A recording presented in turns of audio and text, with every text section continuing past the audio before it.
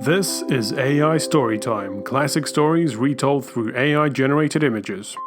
And today I'm going to tell you the story of Shrek. No, he wasn't blue, and he didn't have a ponytail.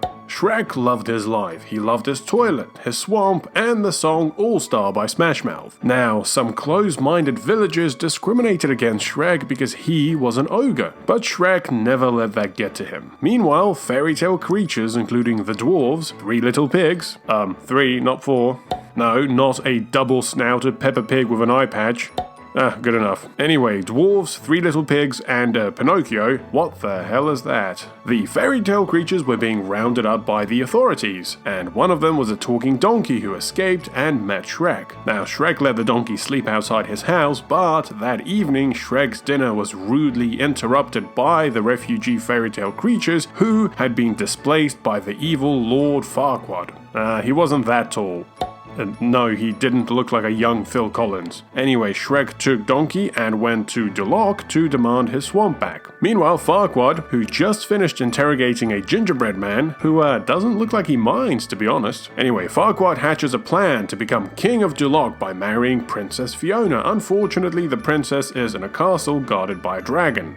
What is that? Assorted bits of Shenron from Dragon Ball Z? So, Farquaad organizes a tournament to find the right warrior to rescue the princess on his behalf, and that's when Shrek and Donkey arrive. Shrek engages in a quick wrestling match and then agrees to rescue the princess in exchange for Farquaad deporting the fairy tale creatures from his swamp. Shrek and Donkey journey to the castle, discussing the anatomy of onions on the way there. They cross a lake of lava, defeat the dragon, and rescue Princess Fiona. No, that's a spoiler, she wasn't an ogre yet. Anyway, the princess is excited to finally be rescued, but changes her mind when she realizes Shrek is not Prince Charming, but is in fact an ogre. Shrek then takes the princess back to Lord Farquaad. No, I told you she wasn't an ogre yet.